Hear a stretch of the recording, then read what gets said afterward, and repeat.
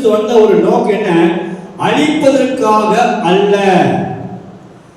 அவர் எப்படி அந்த 3 நாட்கள் அங்கே கல்லறையில் இருந்து வெளியே வந்தாரோ, வெளியே வந்த உடனடியாக அவர் என்னென்ன நினைக்கிறாரோ சொல்றாரோ அது அங்க நடக்கணும். That is the target.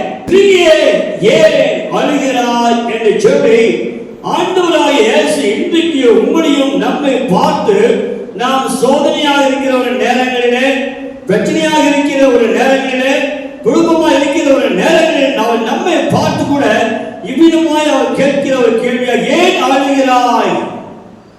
யாரை தேடுகிறாய்? இந்த காலகட்டத்தில் இங்க நம்ம பார்க்கிறோம், யாரை தேட வேண்டும் என்று சொல்லி இன்றைக்கு அநேக விசுவாசிகளுக்கு தெரியாமல் இருக்கிறார்கள். ஆனால் இங்கோ மரித்து அடக்கம் பண்ணப்பட்டு கல்லறைக்கு சென்று இயேசுவை பார்க்க வேண்டும் என்று சொல்லி ஓடுகிறதான ஒரு சகோதரியை நாம் பார்க்கிறோம். நீங்களும் நானும் யாரை தேடிக்கொண்டிருக்கிறோம்? யாரை நாம் பார்த்து கொண்டிருக்கிறோம்? சற்று நாம் சிந்திக்க வேண்டிய நேரமாக இருக்கிறது. நாம் எல்லாம் கொண்டாடிட்ட பண்டிகை கொண்டாட முடிந்தது. ஆனால் இன்றைக்கு இனிமேல் செய்ய வேண்டிய ஒரு கேள்வி என்னன்னா, நாம் இயேசுவை தேடுகிறோமா அல்லது உலக காரியங்களை நாம் தேடிக்கொண்டிருக்கின்றோமா?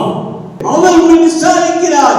நாம் தேடுகிற வேளையில, நாம் தேடி போகும் பொழுது, நாம் தேடி ஆலயத்துக்கு ஓடும் பொழுது, நாம் தேடி ஜெபத்துக்கு போகும் பொழுது அவர் என்ன சொல்றாரு? அவர் நம்மை விசாரிக்கிறார்.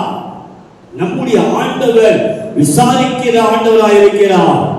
நம்ம தனிப்பட்ட ஒரு வாழ்க்கையில நாம் தெரிந்து கொள்ள வேண்டிய ஒரு காரியம், I should know whom I believe. நான் யாரை விசுவாசிக்கிறேன், யாரை நம்புகிறேன் என்று சொல்லி நாம் அறிந்து கொள்ள வேண்டும் என்று சொல்லி வேதம் தெளிவாக சொல்லுகிறது. இங்க தெளிவாய் அழகாய் கண்டுபிடிக்கிறார். அவர் உங்களை விசாரிக்கிறவரானபடினாலே சொல்லி, இன்னைக்கு நம்ம பர்சனலா எனக்கு தெரியணும், என்னுடைய குறைகளையும் என்னுடைய பிரச்சனைகளையும் என்னுடைய காரியங்களையும் தேவன் விசாரிப்ப மட்டுமல்ல, அவர் விசாரிக்கிறார் என்று சொல்லி நான் அறிந்திருக்கிறேன்.